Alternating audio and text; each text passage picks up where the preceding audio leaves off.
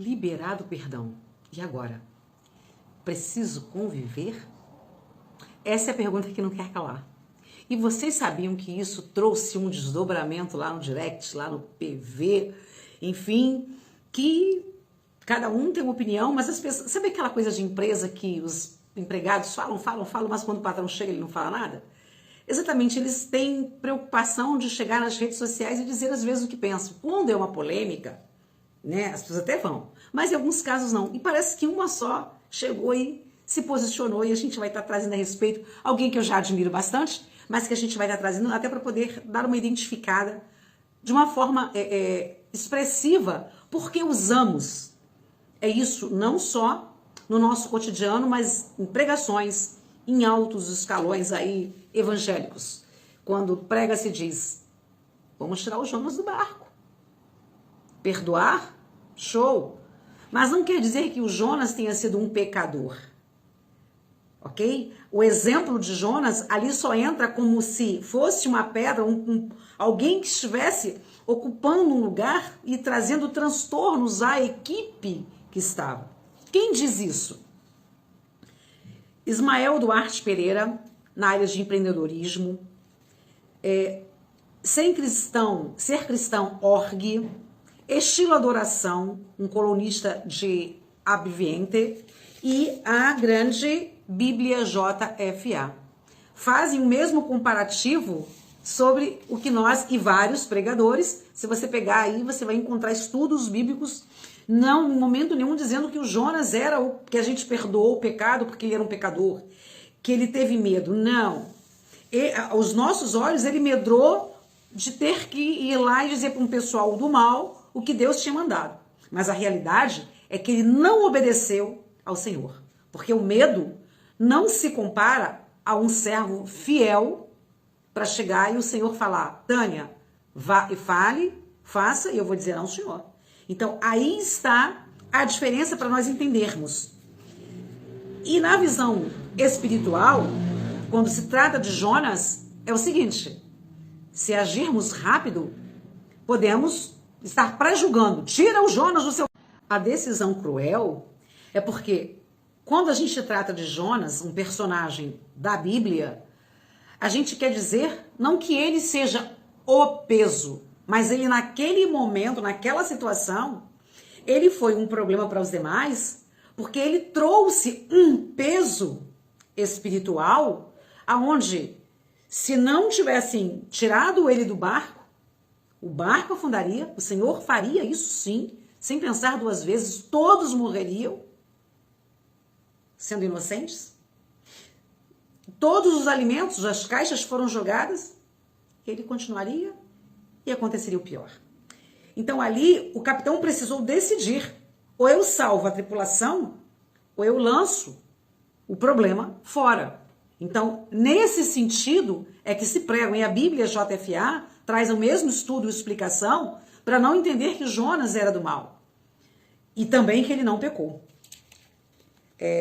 Não necessariamente ele é má, é do mal, né? Como as bagagens não deveriam sair do barco, ou todos morreriam, como iria acontecer. Por exemplo, amo minha amiga, ela é boa, mas sempre que ela vem à minha casa, ela deixa uma energia ruim. O que ela tem? Será que ela tem alguma coisa ou algo nela, de forma espiritual, não resolvida com Deus, que faz esse estardalhaço todinho, que sempre que ela vem, alguma coisa acontece? Então tem várias situações que a gente às vezes fica muito preocupado e nós trazemos ele como exemplo.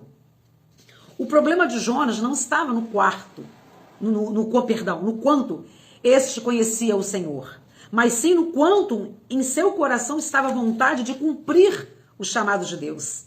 A Bíblia não diz em momento nenhum que ele estava com medo, mas sim que ele fugiu por negar a obediência ao Senhor que ele cumpriria. E se Deus mandou, como mandou a Josué, como mandou a Moisés, ele teria que ir cumprir. Vá, não temas. E ali faltou a obediência. Esse foi o único problema. Mas a gente, para aliviar, porque não era o homem do mal, a gente diz que ele estava bem. Voltando agora para os nossos amigos que perdoamos, mas não queremos conviver. O que fazemos com eles? Jogamos do barco? Assim como aquele dono do barco poderia ter recusado a passagem e a entrada do Jonas, diferentemente de um ônibus, nós podemos dizer não a uma pessoa não grata à nossa casa. Exemplo, a minha amiga e eu tivemos um desentendimento. Ficamos rachada. Ela vinha à minha casa, almoçava comigo, mas todas as vezes que ela vinha, ela me trazia um problema dentro do meu lar com meu marido. Exemplo, ok? Ou com meu filho. Enfim, com alguém. E aí criou-se um rancor, dor, mágoa, qualquer coisa. E aí chegou aquela hora do pedido de perdão. Liberar perdão, perdoar e etc. Temos que fazer como nós dissemos ontem, temos. Agora, a partir dali, eu preciso tê-la em minha casa?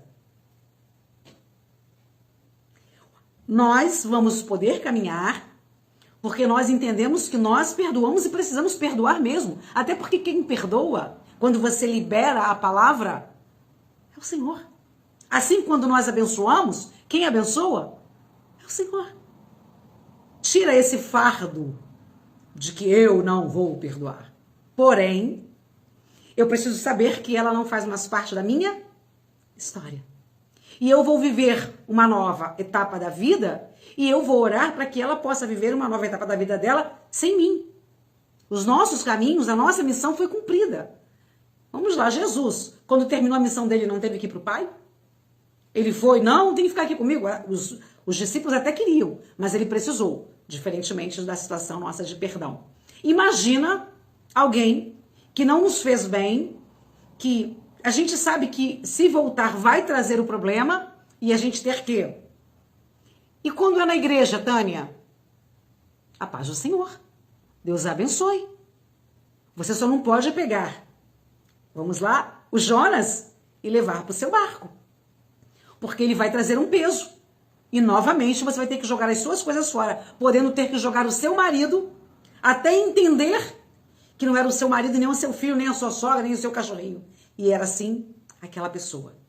Consegue entender que perdoar, a gente precisa perdoar, mas conviver não? A não ser que, teve que ficar pro spoiler, a não ser que temos que conviver depois do perdão. Aquelas amigas, não. De repente aquela irmã da igreja, só lá no amém. E quando é um filho? E quando é um marido? E quando é uma mãe? Já pensou?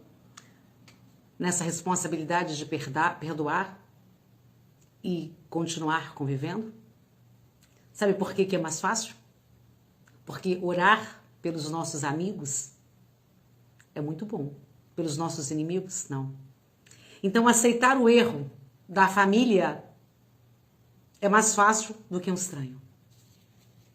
E também explodirmos mais fácil com a família é mais fácil do que com os estranhos. Então a família tem as suas vantagens e desvantagens com relação a perdoar é bom porque a gente continua, o filho fez uma malcriação, a gente continua depois, um estranho não aceito, mas da forma contrária, se é um estranho eu perdoo, mas eu não deixo dentro da minha casa. Nós precisamos ter no coração o perdão com a liberação do convívio. Mas nos casos diferenciados, que para tudo há diferença, como eu sempre falo, Jesus tinha uma multidão atrás dele. Mas na hora que ele sentava à mesa, ele dizia, vamos, vem vocês para cá, o meu grupinho aqui. E é assim. Graças a Deus que temos uma família, que resingamos, que precisamos aprender a respeitar mais do que já fazemos, nos doar mais, mas saber que quando o bicho pega também, é ela que vai nos acolher, nos perdoar e continuar. Nós não temos que tolerar, nós temos que amar. E aí, se o perdão é liberado de verdade, sendo família, sendo alguém seu, exemplo aí, família, marido, esposa, mãe e pai, se torna mais fácil de você conseguir entender que ele precisa continuar na sua vida por algum aprendizado. Exceto aqueles casos que há, como eu falei, agressão, que eu sempre tenho cuidado de dizer que para toda regra tem a sua exceção. Então vamos lá? Jonas não jamais seria o errado, mas não foi bom e família é bom demais. Fechado? Beijo, perdoe, sempre.